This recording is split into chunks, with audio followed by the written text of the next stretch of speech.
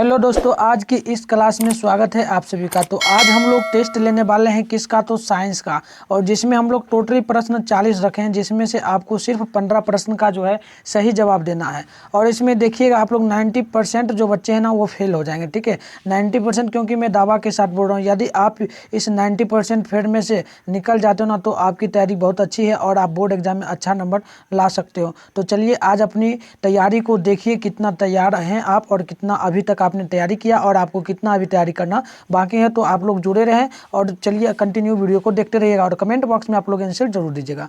तो देखिए आपकी पहली प्रश्न यहाँ से शुरू होता है। पहली प्रश्न आपका क्या बोलता है तो ध्यान से देखिएगा और कमेंट बॉक्स में आंसर आप बताइएगा। प्रश्न कहता है हीलियम कैसा तत्व है। हीलियम कैसा तत्व है तो आपका ऑप्शन ए में दिया है अक्रिय तत्व, बी में दिया है क्रियाशील तत्व और सी में दिया गया है सक्रिय और डी में दिया है उदासीन। तो देखिए इसका राइट आंसर क्या होगा आप लोग कमेंट बॉक्स में जरूर बताना, क्योंकि यह टेस्ट हो रहा है। तो देखिए इसका राइट आंसर हमारा अक्रिय तत्व होगा। तो जिन्होंने ए बताया होगा उनका राइट आंसर हमारा यहाँ पे बन जाता है। तो आप लोग सच्चे मन से बताना किनका किनका सही हो रहा है, ठीक है। सही से आप लोग बताना, झूठ मत बोलना।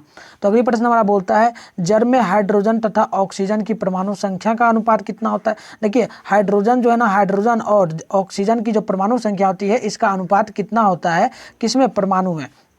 तो ऑप्शन ए में दिया है 2:1, बी में दिया है 2:3 और सी में दिया गया है 3:1 और डी में दिया है 2:2। तो क्या आंसर होगा तो पहले हम जानते हैं हाइड्रोजन जो ना H2 होता है, वहीं H2 यानी कि यहाँ हमारा 2 निकल जाएगा। वहीं ऑक्सीजन देखें तो O2 हमारा यहाँ पे होता है, ठीक है। तो यहाँ हमारा क्या निकल जाएगा, 2 निकल जाएगा। तो टोटली आंसर हम यहाँ पे देखें तो हाइड्रोजन, देखिए हाइड्रोजन में एक ही होता है। हाइड्रोजन जो है ना एक ही हमारा होता है, फिर से आपको दिखा दे रहे हैं, ठीक है। देखिए हाइड्रोजन हमारा जो है ना H होता है, ठीक है। हाइड्रोजन H होता है, मतलब कि इसमें कुछ नहीं है तो एक गुना में होगा, ठीक है। इसमें कुछ नहीं तो एक गुना में। O2 देखें तो O2 हमारा होता है, ठीक है। O2 यानी यहाँ पर 2 है ब्रैकेट में, तो हम 2 ले लेंगे, यानी कि 1/2 हमारा हो सकता है। यानी कि हम 1:2 भी लिख सकते हैं या 2:1 भी लिख सकते हैं, ये भी हमारा आंसर हो जाएगा। तो टोटली हमारी यहाँ पे क्या होगा, ए नंबर करेक्ट आंसर हो जाएगा। तो इस प्रकार से याद रखिएगा और कमेंट बॉक्स में आप लोग जल्दी जल्दी आंसर बताना। अब प्रश्न कहता है आवर्त सारणी में कितने आवर्त होते हैं। आवर्त सारणी में कितने आवर्त होते हैं। ऑप्शन ए में है 7, बी में है 9, सी में दिया गया है 8 और डी में दिया गया 12, ठीक है। तो क्या आंसर हो सकता है तो आंसर आपका यहाँ पे होगा 7, ठीक है। आवर्त सारणी में टोटली 7 जो है ना आवर्त होते हैं। तो ए जिनका जिनका आया होगा उनका करेक्ट आंसर होगा। तो आप चलिए अगली प्रश्न कहता है सिलिका क्या है। सिलिका क्या होता है तो ऑप्शन ए में है धातु, बी में है अधातु, सी में दिया गया उपधातु और डी में दिया इनमें से कोई नहीं। तो देखिए यहाँ पे हमारा राइट आंसर जो बन जाता है वो होता है इनमें से कोई नहीं, क्योंकि सिलिका जो है ना ही धातु है, ना ही अधातु है, ना ही अधातु है। तो यानी इनमें से हमारा यहाँ पे कोई नहीं होगा, यानी कि डी यहाँ हमारा करेक्ट आंसर हो जाएगा। तो अब देखिए अगली प्रश्न काफी इंपॉर्टेंट प्रश्न होता है। प्रश्न बोलता है हमारा OH का क्रियाशील मूलक क्या होता है। यानी कि ये हमारा जो है ना इस प्रकार से bond OH, single bond OH, ये जो है ना ये किस प्रकार का क्रियाशील तत्व होता है, यानी इसका नाम क्या है। तो आपका ऑप्शन है ए में दिया है कीटोन, बी में दिया गया है एल्डिहाइड, सी में दिया गया है एल्कोहल और डी में दिया इनमें से कोई नहीं। तो इसका नाम जो होता है ना, नाम याद रखिएगा आप लोग हमेशा, इसका नाम हमारा होता है एल्कोहल। इसे हम लोग एल्कोहल कहते हैं। तो हमारा ये एल्कोहल होगा, यानी कि यहाँ पे हम लोग देखें तो सी करेक्ट आंसर हमारा हो जाता है। तो जिनका जिनका सी आया होगा करेक्ट आंसर होगा। ईमानदारी पूर्वक आप लोग कमेंट बॉक्स में आंसर बताते चलिएगा। अब प्रश्न कहता है 6 नंबर हमारा प्रकृति में ऑक्सीजन का संतुलन कैसे बना रहता है। प्रकृति में जो O2 हमारा है ना इसका संतुलन कैसे बना रहता है। तो ऑप्शन ए में दिया गया है हमारा संयोजन क्रिया द्वारा, बी में है प्रकाश संश्लेषण द्वारा, सी में दिया गया है अपघटन द्वारा, डी में दिया है इनमें से कोई नहीं। तो यहाँ पे हमारा करेक्ट आंसर जो हो जाता है ना वो होगा प्रकाश संश्लेषण द्वारा, यानी कि हमारा यहाँ पे जो है ना बी करेक्ट आंसर होगा। यानी कि प्रकृति में ऑक्सीजन की संतुलन जो बना रहता है ना वह प्रकाश के संश्लेषण द्वारा ही बना रहता है। तो चलिए हम लोग अगली प्रश्न की ओर बढ़ते हैं और आप लोग फास्ट में आंसर बताने का प्रयास करना। अब प्रश्न कहता है आपका पौधों में श्वसन क्रिया के अंतर्गत ATP के टूटने से कितनी ऊर्जा जो है ना मुक्त होती है। जब पौधों में जो है पौधे के श्वसन यानी जब पौधा सांस लेने के बाद छोड़ता है तो उसमें सांस छोड़ने के उपरांत जो ATP है जो है ना टूटता है वह कितने किलो जूल प्रति मोल में टूटता है। तो आपका ऑप्शन ए में दिया गया है 30.5 किलो जूल प्रति मोल और बी में दिया गया है 3,305 किलो जूल प्रति मोल। और चलिए ऑप्शन आपको देते हैं, कमेंट बॉक्स में आप लोग आंसर जरूर बताना। और सी में दिया गया है 3.5 किलो जूल प्रति मोल और डी में दिया है इनमें से कोई नहीं। तो हमारा 7 का यहाँ करेक्ट आंसर जो होगा ना, जिनका जिनका ए आया होगा उनका करेक्ट आंसर होगा। यानी कि यहाँ पे हमारा हो जाता है एक करेक्ट आंसर, यानी कि 30.5 किलो जूल प्रति मोल हमारा यहाँ पे जो है ना एक करेक्ट आंसर हो जाएगा।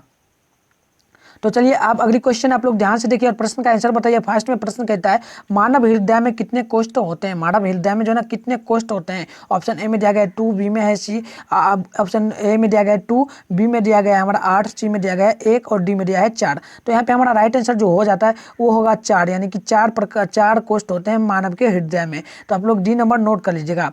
और चलिए फास्ट में अगली प्रश्न का आंसर आप लोग देना। प्रश्न कहता है मानव हृदय का औसत प्रकुंचलन दाब लगभग कितना होता है। मानव का जो औसत प्रकुंचलन दाब जो होता है ना लगभग कितना होता है। तो आपका ऑप्शन ए में दिया गया है 120 मिलीमीटर हाइपोग्राम और बी में दिया गया है 150 मिलीमीटर हाइपोग्राम और सी में दिया गया है 90 मिलीमीटर हाइपोग्राम या डी में दिया है इनमें से कोई नहीं। तो आप लोग कमेंट कीजिएगा फास्ट में 9 नंबर प्रश्न का आंसर। तो जिनका जिनका यहाँ पे ए आया होगा करेक्ट आंसर होगा, यानी कि हमारा यहाँ पे जो है ना 120 मिलीमीटर हाइपोग्राम हो जाता है राइट आंसर, यानी कि हमारा एक करेक्ट आंसर होगा। तो चलिए अगली क्वेश्चन को ध्यान से देखते चलिएगा और ईमानदारी पूर्वक आप लोग कमेंट बॉक्स में खुला है कमेंट, वहाँ पर आंसर बताइए। तो आपका ऑप्शन प्रश्न 10 कहता है पौधों में बाष्प उत्सर्जन किस भाग में होता है। पौधों में जो बाष्प उत्सर्जन जो होता है ना वह किस भाग में होता है। तो ऑप्शन ए में दिया गया है जड़ में, बी में है तना में, सी में दिया है पत्ता में और डी में दिया है फूल में। तो देखिए यहाँ पे हमारा राइट आंसर जो हो जाता है 10 नंबर का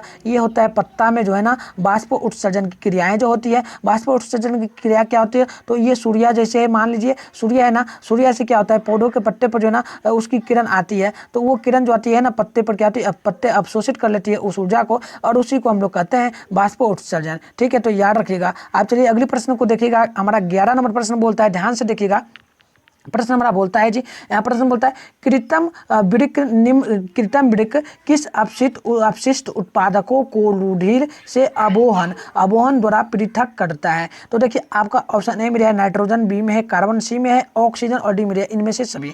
तो नोट कर लीजिएगा 11 नंबर प्रश्न का यहाँ पे हमारा होगा नाइट्रोजन, यानी कि एक करेक्ट आंसर होगा। तो जिनका जिनका ए आया है उनका करेक्ट आंसर होगा यहाँ पे। तो चलिए हम लोग 12 नंबर प्रश्न को देखते हैं और आप लोग फास्ट में आंसर बताइएगा। प्रश्न कहता है हाइड्रा में प्रजनन किस विधि द्वारा होता है। हाइड्रा में जो प्रजनन होता है ना किस विधि द्वारा होता है। तो ऑप्शन ए में दिया गया है द्विखंडन, बी में है मुकुलन, सी में दिया गया है लैंगिक जनन और डी में दिया है इनमें से सभी। तो यहाँ पे हमारा राइट आंसर क्या हो सकता है, आप लोग कमेंट करना फास्ट में। तो देखिए बी वाले आपका सही होगा, यानी कि हमारा मुकुलन विधि यहाँ होगा। हाइड्रा में जो है ना मुकुलन विधि होता है, यानी कि हम यहाँ पे देखें तो बी करेक्ट आंसर हमारा हो जाता है।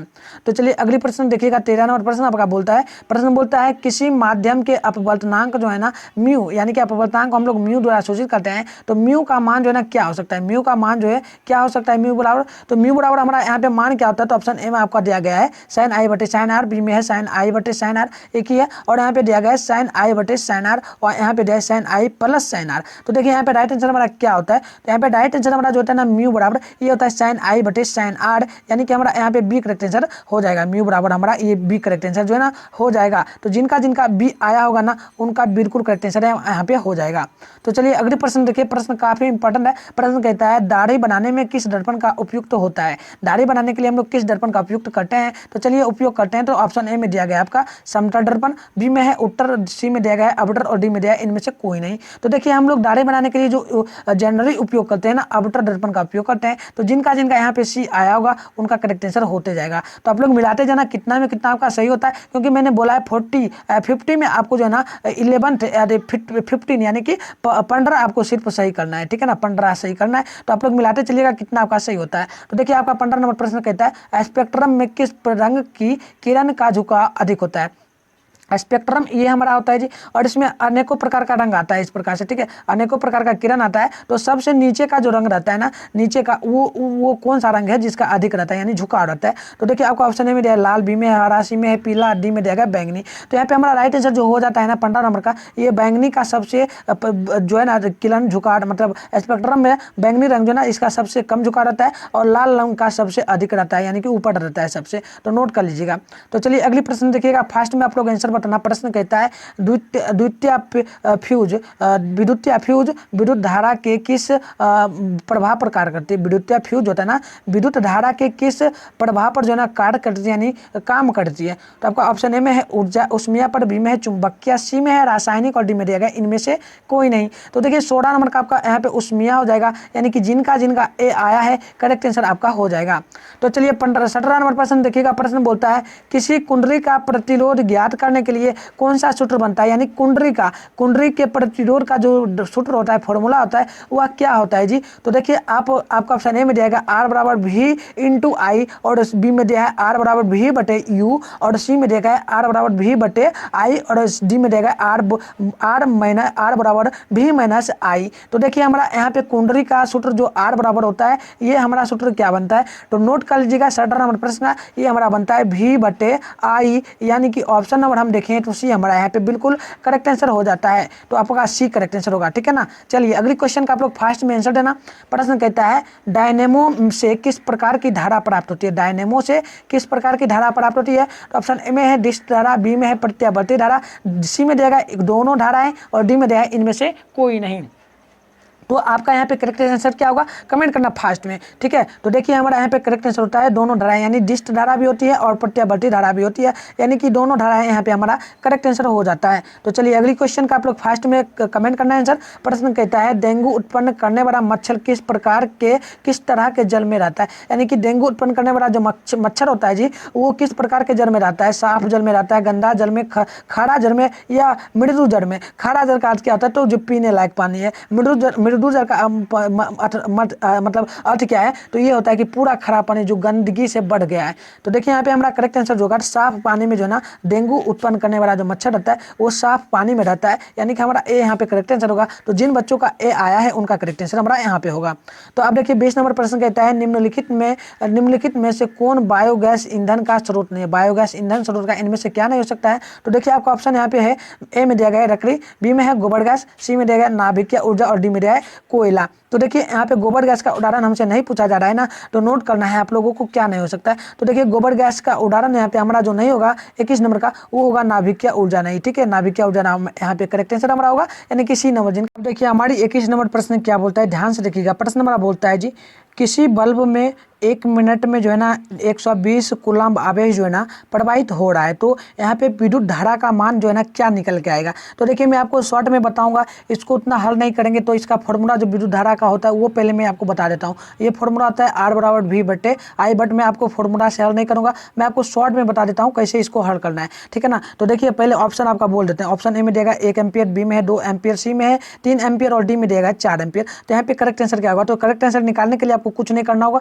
आपको सिंपल से क्या करना है, ये 120 कूलम्ब दिया है ना, 120 कूलम्ब आवेश, तो हमें 120 लिख देना है सबसे पहले, ठीक है ना। इस प्रकार का जो भी प्रश्न हो, और आपको देखना है ऊपर में देखना है जी कि कितना है, तो ऊपर में कितना है 120, तो 120 का हम आधा करेंगे, ठीक है। 120 का आधा करेंगे तो क्या हो सकता है, तो 60 हो सकता है, तो 60 हम लोग नीचे लिख देंगे, नीचे लिखेंगे, और इसको हम लोग कैंसिल करेंगे, यानी काट देंगे, काटेंगे तो हमें दो निकल के आएगा। तो यानी कि हम देखें तो यहाँ पे 2 एम्पियर हमारा करेक्ट आंसर हो जाएगा, ठीक है। तो इस पे हमारा ये हो गया 2 एम्पियर। तो आप लोग कहोगे भाई कैसे और भी प्रश्न आ सकता है, अलग चेंज करके दिखा, तो ये हमारा 2 करेक्ट आंसर हुआ ना। अब मैं आपको दिखाता हूँ, जैसे मान लो यहाँ पे आपको दे देता है 360 दे दिया, ठीक है। 360 कूलम्ब, प्रश्न वही है, ठीक है, प्रश्न वही है। प्रश्न कहता है किसी बल्ब में जो है ना 1 मिनट में 120 की जगह 360 कूलम्ब आवेश प्रवाहित हो रहा है, ठीक है। तो विद्युत धारा का मान क्या होगा, तो कुछ नहीं करना है, 360 लिखना है, बटे कर देना है इसको, और ऊपर देखिए कितना है जी, ऊपर 360 है, 360 का आधा क्या होता है, 18 होता है, मतलब 180 होता है, 180 दूनी कितना होता है, तो 36 होता है जी, होता है ना। तो यहाँ पे हम लोग क्या करेंगे, यहाँ पे 180 से भाग देंगे, ठीक है, 180 से भाग देंगे और काट देंगे, तो हमारा यहाँ पे जो है ना 2 बार में कट के निकल जाएगा, ठीक है। तो यहाँ पे हमारा 2 एम्पियर होगा। इस प्रकार का जो भी प्रश्न दे आप लोग हल कर लीजिएगा, ठीक है। तो चलिए हम लोग अगले प्रश्न देखते हैं। प्रश्न आप लोग देखिएगा 22 नंबर बोलता है हमारा, स्पेक्ट्रम प्राप्त करने के लिए किसका उपयोग होता है, स्पेक्ट्रम प्राप्त करने के लिए जो है ना किसका उपयोग होता है। तो आपका ऑप्शन ए में दिया गया है कांच की सिल्ली, बी में है अवतल दर्पण, और सी में दिया गया है उत्तल लेंस, और डी में दिया गया है प्रिज्म। तो यहाँ पे आपको राइट आंसर बताना है। चलिए जिनका यहाँ पे डी आ रहा है करेक्ट आंसर होगा, यानी कि प्रिज्म हमारा यहाँ पे आंसर होगा, ठीक है, प्रिज्म, यानी कि डी नंबर करेक्ट आंसर हमारा हो जाएगा। तो फास्ट में आप लोग इसका प्रश्न का आंसर देना। प्रश्न कहता है प्रतिरोध का ऐसा मात्रक क्या होता है जी, प्रतिरोध का जो है ना ऐसा मात्रक जो है क्या होता है, जूल होता है, वोल्ट होता है, या फिर ओम होता है, या फिर एम्पियर होता है। तो राइट आंसर आपका यहाँ पे जो होगा ना ओम होगा। प्रतिरोध का ऐसा मात्रक जो है ना ओम होता है, इसे हम लोग इस प्रकार से लिखते हैं, ठीक है। ओम को हम लोग किस प्रकार से लिखते हैं वो भी आप लोग देख लीजिए, ठीक है ना, इस प्रकार से हम लोग ओम को लिखते हैं। तो हम यहाँ पे आप लोगों का सी करेक्ट आंसर होगा। अब चलिए 24 नंबर प्रश्न का आप लोग आंसर देना। प्रश्न कहता है परिपथ में विद्युत धारा की माप किससे की जाती है। जाती है। परिपथ में जो है ना विद्युत धारा की माप जो है ना किससे की जाती है, तो आपका ऑप्शन ए में दिया गया वोल्ट मीटर से, बी में है एम्पियर से, सी में दिया गया गैल्वेनोमीटर से और डी में दिया गया इनमें से कोई नहीं। तो राइट आंसर हमारा यहाँ पे क्या हो जाता है, तो आप लोग फास्ट में कमेंट कीजिएगा। तो देखिए परिपथ से हम परिपथ में हम जो लोग जब विद्युत धारा का मापते हैं ना, तो एमीटर से मापते हैं। किसे? एमीटर से। एमीटर को हम लोग ए द्वारा दर्शाते हैं। तो यहाँ पे हम लोग लिखेंगे एमीटर, यानी कि आप लोगों का यहाँ पे बी जो बताए होंगे ना उनका यहाँ पे करेक्ट आंसर हो जाएगा। तो चलिए अगली क्वेश्चन का आप लोग फास्ट में आंसर देना। प्रश्न आपका बोलता है 25 नंबर, किस उपकरण में धन आवेश को हम लोग प्लस लिखते हैं और ऋण आवेश माइनस का चिन्ह नहीं होता है? किस उपकरण में जो है ना ही धन आवेश का चिन्ह जो प्लस होता है, ना ही ऋण आवेश का माइनस होता है? तो क्या हो सकता है, तो वो है हमारा, अब आप देखिए पहले ऑप्शन आपका ऑप्शन ए में है एमीटर, बी में वोल्ट मीटर, सी में देगा कुंडली और डी में देगा विद्युत मीटर, विद्युत सेल में। तो क्या आंसर हो सकता है यहाँ पे हमारा 25 नंबर का? तो देखिए 25 नंबर का आंसर होगा कुंडली में। कुंडली में ना ही प्लस का चिन्ह दिया जाता है, ना ही माइनस का, यानी कि यहाँ पे आप लोगों का सी करेक्ट आंसर होगा। तो जिनका सी आ रहा है करेक्ट आंसर होते चलेगा। तो चलिए अगली प्रश्न आप लोग आंसर बताना। प्रश्न कहता है सरल सूक्ष्मदर्शी में किसका उपयोग होता है? जी सरल सूक्ष्मदर्शी में जो है ना किसका उपयोग होता है? तो आपका ऑप्शन ए में देगा अवतल दर्पण का, और आपका ऑप्शन आ रहा है, आप लोग फास्ट में देखते चलिए। आपका देखिए ऑप्शन और बोलता है जी उत्तर दर्पण में, बी में दिया गया, सी में दिया गया अवतल दर्पण में, अवतल लेंस में और डी में दिया है उत्तर लेंस में। तो यहाँ पे हमारा क्या आंसर होगा? तो राइट आंसर आप लोगों का यहाँ पे जो होगा ना वह क्या हो सकता है? 36 नंबर प्रश्न का उत्तर लेंस होगा। जी क्या होगा? उत्तर लेंस। ठीक है, तो चलिए अगली प्रश्न का आप लोग फास्ट में आंसर देना। प्रश्न कहता है नीला थोथा, यानी कि इसका दूसरा नाम जो होता है ना टूटिया भी होता है। नीला थोथा का दूसरा नाम टूटिया होता है, ये भी याद रखना है। तो नीला थोथा का रासायनिक सूत्र क्या होता है? ठीक है ना, तो देखिए आपका ऑप्शन ए में दिया गया है CuSO4 × 7H2O और बी में दिया गया है जी CuSO4 × 5H2O और सी में दिया गया हमारा CuSO4 × 4H2O और डी में दिया गया CuSO4 × 10H2O। तो यहाँ पे राइट आंसर क्या आप लोगों का हो सकता है, कमेंट में आप लोग जरूर बताना। तो देखिए यहाँ पे राइट आंसर आपका जो होगा ये बी होगा। जिनका बी आ रहा होगा उनका करेक्ट आंसर होगा, क्योंकि यहाँ पे जो है ना CuSO4 × 10 5H2O यहाँ पे हमारा करेक्ट आंसर हो जाता है। तो चलिए अगली प्रश्न का देखना आंसर। प्रश्न का आप लोग आंसर बताना। अगली प्रश्न कहता है हमारा निम्नांकित में कौन लवण है? इनमें से कौन लवण है? तो आपका ऑप्शन ए में दिया गया है HCl, बी में है NaOH और सी में दिया गया है K2SO4 और डी में दिया है NH4OH। तो देखिए 28 नंबर प्रश्न का आंसर जिनका भी सी आ रहा होगा करेक्ट आंसर होगा, क्योंकि K2SO4 जो है ना ये लवण है। जी क्या है? लवण। तो आप लोग ये सी नंबर करेक्ट आंसर याद रखना। तो अगली प्रश्न देखना। प्रश्न कहता है नाइट्रोजन अणु में कितने सहसंयोजक बंधन होते हैं? नाइट्रोजन अणु में जो ना कितने सहसंयोजक बंधन होते हैं? तो नाइट्रोजन को हम लोग किस द्वारा दर्शाते हैं? तो नाइट्रोजन का Na2, ठीक है, Na2 द्वारा हम लोग दर्शाते हैं। तो देखिए यहाँ पर राइट आंसर हमारा क्या होगा 29 नंबर का? तो ये हमारा होगा कितना? तो ये 3 होगा। ठीक है, 3 होगा, यानी आप लोग क्या याद रखोगे? तो आप लोग याद रखना सी नंबर। तो जिनका भी सी आया होगा करेक्ट आंसर हमारा हो जाता है। तो चलिए अगले प्रश्न का आंसर देना। प्रश्न कहता है संगम रमण का रासायनिक सूत्र क्या होता है? संगम रमण का जो रासायनिक सूत्र होता है क्या होता है? तो देखिए आपका ऑप्शन ए में दिया गया CaCO3, बी में है Mg खुली ब्रैकेट HCO3 × जो है ना 2 और बी में दिया गया सी में दिया गया Ca खुली ब्रैकेट जो है ना HCO3 × जो है ना दिया गया हमारा 2 और यहाँ पे जो है ना डी में दिया गया Mg खुली ब्रैकेट जो है ना CO3 × दिया गया है हमारा यहाँ पे 2। तो राइट आंसर क्या होगा? तो चलिए जिनका भी यहाँ पे 30 नंबर का ए ऑप्शन आया है करेक्ट आंसर होगा, यानी कि CaCO3 संगम रमण का जो है ना रासायनिक सूत्र होता है। तो चलिए हम लोग अगली प्रश्न को देखते हैं। प्रश्न बोलता है डैश वन संप्रदाय का एक उदाहरण, यानी कि इनमें से कौन है जो एक वन संप्रदाय का उदाहरण? तो आपका ऑप्शन ए में दिया गया मिट्टी, बी में है लकड़ी, सी में दिया गया तांबा और डी में दिया गया एल्युमिनियम। तो देखिए वन संप्रदाय का जो उदाहरण होता है ना ये हमारा लकड़ी होगा। क्या होगा? लकड़ी, यानी कि जंगल में लकड़ियां ही पाई जाती है। तो यहाँ पे हमारा बी करेक्ट आंसर हो जाएगा। तो जिनका भी बी नंबर आया होगा उनका करेक्ट आंसर होते चलेगा। ठीक है, तो चलिए अगले प्रश्न का आंसर बताना। प्रश्न कहता है चीनी का रासायनिक सूत्र क्या होता है? चीनी का रासायनिक सूत्र क्या होता है? तो देखिए चीनी का रासायनिक सूत्र क्या हो सकता है, कमेंट करना। तो हम ऑप्शन आपको देते हैं। ऑप्शन ए में दिया गया CH3 × COOH और बी में दिया गया C6H12 और O6। ठीक है ना, और सी में आपका दिया गया है C12H22O11 और डी में दिया है CH3 इंटू CHO। तो देखिए यहाँ पे चीनी का रासायनिक सूत्र जो हमारा होता है ना वो होता है C12H22O11, यानी कि हम आप लोगों का सी करेक्ट आंसर होगा। जिनका जिनका भी सी आया है ना उनका राइट आंसर हो जाएगा। तो चलिए अगले प्रश्न का आप लोग आंसर देना। आपका प्रश्न बोलता है 33 नंबर, सोडियम कार्बोनेट के जलीय घोल में मिथाइल ऑरेंज, ठीक है, ऑरेंज है, मिथाइल ऑरेंज का घोल मिलाने पर जो है ना घोल का रंग परिवर्तित कैसा हो जाता है। देखिए जब हम लोग क्या करेंगे, सोडियम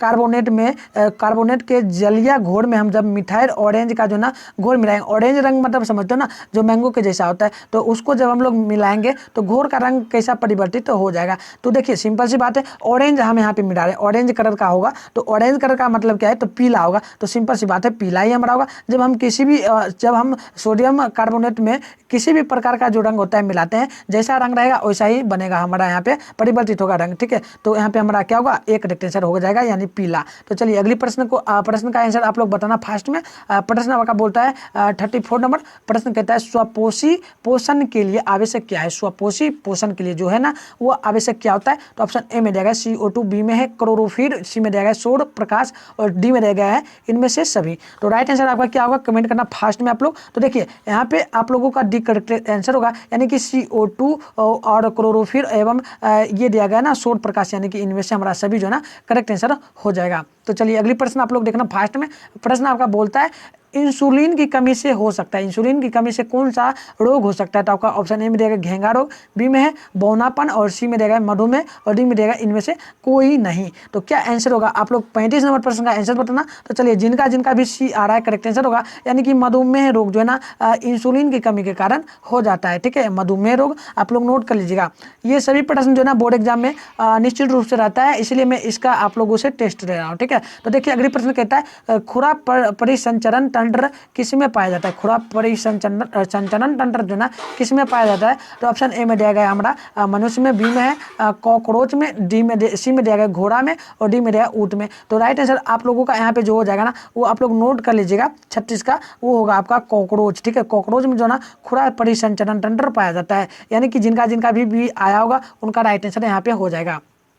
तो अब देखिए अगली प्रश्न आपका बोलता है, प्रश्न बोलता है 37 नंबर, यूरो 2 का संबंध किससे। यूरो 2 का संबंध जो है ना किससे है। तो ऑप्शन ए में दिया गया है हमारा वायु प्रदूषण, बी में है जल प्रदूषण, सी में दिया गया है मृदा प्रदूषण और डी में दिया गया इनमें से कोई नहीं। तो राइट आंसर क्या होगा 37 नंबर का। तो देखिए जिनका जिनका भी ए आया होगा करेक्ट आंसर होगा, यानी कि वायु प्रदूषण से संबंधित है यूरो 2, आप लोग याद रखिएगा। तो चलिए अगली प्रश्न आप लोग देखिए ध्यान से और फास्ट में आंसर भी बताना। प्रश्न आपका बोलता है निम्नांकित में कौन जैव अनिम्नीकरण पदार्थ है, यानी कि इनमें से कौन सा है जो जैव का जो है ना अनिम्नीकरण पदार्थ है। तो देखिए आपका ऑप्शन ए में दिया गया है DDT, यानी कि देखें तो डी और डी यानी टी ये दिया गया है, और बी में दिया गया कागज, सी में है वाहित मल और डी में दिया गया इनमें से कोई नहीं। तो देखिए हमारा यहाँ पर राइट आंसर जो होता है ना क्या दिया है क्वेश्चन, निम्नांकित में कौन जैव निम्नीकरण यानी जैव निम्नीकरण पदार्थ का उदाहरण इनमें से क्या हो सकता है। तो ये उदाहरण हमारा जो हो जाता है ना ये होगा हमारा DDT, यानी कि हमारा ए यहाँ पे करेक्ट आंसर बिल्कुल हो जाता है। तो जिनका जिनका भी ए आया होगा करेक्ट आंसर होगा। तो चलिए अगली प्रश्न आप लोग देखना ध्यान से। प्रश्न नंबर 39 है। 39 नंबर प्रश्न बोलता है क्लोरोफिल वर्णक का रंग कैसा होता है, यानी क्लोरोफिल का रंग जो है ना किस प्रकार का होता है। तो चलिए ऑप्शन आपका सोड है, ऑप्शन ए में दिया गया है हरा, बी में है नीला, सी में है लाल और डी में दिया है सफेद। तो राइट आंसर यहाँ पे क्या होगा। तो देखिए जिनका भी ए आया होगा करेक्ट आंसर होगा, यानी कि हरा हमारा यहाँ पे हो जाता है। क्लोरोफिल का रंग जो होता है ना हरा होता है, आप लोग याद रखिएगा।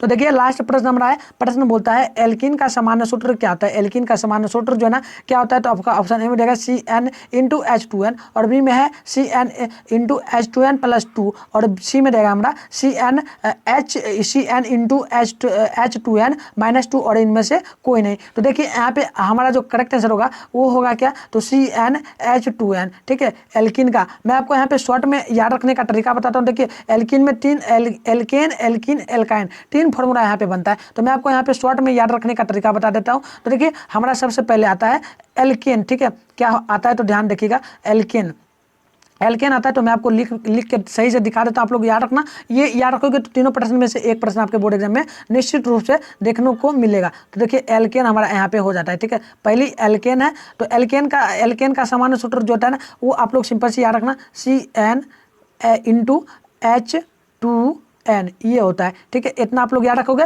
और इसमें भी एल्कीन होता है हमारा, एल्कीन यानी कि ए लो क्वेश्चन एल्कीन यहाँ पे हमारा होता है। तो देखिए एल्कीन जो है ना, एल्कीन भी वही होता है CN इंटू जो है ना H2N। तो देखिए मैं आपको शॉर्ट में भी बता दूंगा, जैसे ऐसे आप लोग याद हमेशा आपके माइंड में बैठा रहेगा। अब हमारा आता है एक एल्केन हो गया, एल्कीन हो गया, एल्काइन होगा अब हमारा यहाँ पे, ठीक है, एल्काइन। तो एल्काइन भी हम लोग यहाँ पे लिख दे रहे हैं, ध्यान से देखना आप लोग। देखिए लिखने में थोड़ा दिक्कत हो रहा है, बट देखिए एल्काइन आपको मैं दिखा दे रहा हूँ, एल्काइन। ये तीनों अगर आप लोग सही ढंग से याद रखते हो ना, तो बोर्ड एग्जाम में आपका प्रश्न छूटेगा नहीं, ठीक है। प्रश्न छूटेगा ही एकदम नहीं, ठीक है। एल्काइन यहाँ पे लिख दे रहा हूँ, चलता नहीं सही से, मैं लिख देता हूँ, ठीक है। चलिए ये हमारा एल्काइन है, इसको छोड़िए। यहाँ पे हमारा जो ना एल्काइन आप लोग याद रखना, एल्काइन का सूत्र क्या होता है। तो देखिए मैं आपको बता दूं, ये सूत्र हमारा जो बनता है ना, पहले याद रखना। एल्केन में जो है ना हम लोग क्या करते हैं, तो इसमें +2 कर देते हैं, ठीक है। सटा के याद रखना, सटा के पहली में हम लोग करते हैं सटा के, दूसरी में हटा के, और तीसरी में घटा के। देखिए तो यहाँ हम लोग क्या करेंगे, इसमें 2 जोड़ देंगे, 2 जोड़ दिए तो +2, ठीक है, +2। और इसमें कुछ नहीं करना, जो है वैसे ही रहना देना। और यहाँ पर भी हमारा फॉर्मूला जो बनता है ना, ये होता है C यहाँ पे बनता है, ठीक है। यहाँ पर भी चलिए एल्केन एल्कीन एल्काइन ये याद रखना आप लोग। तो हम लोग यहाँ पे आपको शॉर्ट में लिख के दिखाते हैं फिर से। देखिए CnH2n, ठीक है, ये एल्केन हो गया, एल्केन हो गया। यहाँ पे होता है हमारा CnH2n, ये एल्कीन का हो गया। यहाँ पे हम लोग याद रखेंगे, आप लोग क्या याद रखोगे फिर से, CnH2n, ये एल्काइन का हो गया। तो देखिए एल्कीन में क्या होता है, एल्कीन में क्या होता है कि हम लोग यहाँ पे 2 जोड़ देते हैं, ठीक है। एल्काइन में हम लोग 2 जोड़ देते हैं, और एल्कीन में क्या करते हैं, कुछ नहीं करते हैं, जैसे वैसे ही रहने देते हैं। और इसमें जो है ना एल्काइन में हम लोग 2 घटा देते हैं। तो शॉर्ट में याद रखोगे, ये हो गया एल्कीन एल्केन एल्कीन एल्काइन, ठीक है। तीनों हो गया ना फॉर्मूला। तो हम लोग क्या करेंगे, इतना याद रखेंगे सबसे पहले CnH2n, और इसमें भी तीनों में याद रखेंगे। और पहले में क्या करेंगे, एल्केन बस याद रखना आप लोग, एल्केन एल्कीन एल्काइन ये याद रखोगे। और इतना याद रखना CnH2n CnH2n CnH2n, इतना याद रखोगे। तो फर्स्ट में क्या करना है, आपको 2 जोड़ देना है। और सेकंड में जो है ना कुछ नहीं करना, जैसे वैसे ही रहना देना है। और तीसरा में जो है ना आपको घटा देना है, यानी कि सटा के हटा के घटा के। एल्कीन में क्या करोगे, 2 सटा, एल्केन में 2 सटा दोगे। और क्या करोगे, एल्कीन में कुछ नहीं करना, जैसे फॉर्मूला CnH2n वैसे ही रहना देना है। और क्या करना है, एल्काइन में हमें 2 क्या करना है, घटा देना है। तो यानी कि हम लोग यहाँ पे 2 हटा देंगे, तो एल्काइन सूत्र हमारा बनेगा CnH2n। तो आप लोगों को ये समझ में आया या नहीं आप लोग बताना। और तीनों फॉर्मूला यदि ये आपको माइंड में बैठ गया होगा, अगर सही ढंग से आप लोगों ने अभी देखा होगा तो। और ये तीनों फॉर्मूला में से एक फॉर्मूला आपके बोर्ड एग्जाम में निश्चित रूप से हर एक साल जो है ना आता है। तो हमारी ये टेस्ट हो रही थी। तो आज की टेस्ट में हमने टोटली प्रश्न जो है ना 40 देखा, और मैंने आपको चैलेंज किया था कि इसमें से आपको सिर्फ 15 प्रश्न का आंसर बताना है। तो आप लोग ईमानदारी पूर्वक बताना कि कितना में कितना आपने सही किया, यानी 15 में 15 आपका आया या उससे ऊपर आया, 15 में 15 आपका आया या उससे जो ना ऊपर आ गया, 15 से मान लिया जाए 20-25 आ गया, या फिर आपका 15 में 10 आया या फिर 11 आया, ठीक है। ये आपको ईमानदारी पूर्वक कमेंट बॉक्स में बता के जाना है। और आप लोग हमारे चैनल पे नए हो तो चैनल को सब्सक्राइब जरूर करना, क्योंकि अभी तक कई बच्चे जो ना वीडियो देखते हैं बट सब्सक्राइब नहीं किया, तो आप लोग चैनल को सब्सक्राइब जरूर करना। और इस वीडियो को लाइक करके अपने फ्रेंड में जरूर भेजना, ताकि उनको भी पता चले कि उन्होंने कितनी तैयारी की है। तो चलिए मिलते हैं किसी और वीडियो के साथ, तब तक के लिए आप तमाम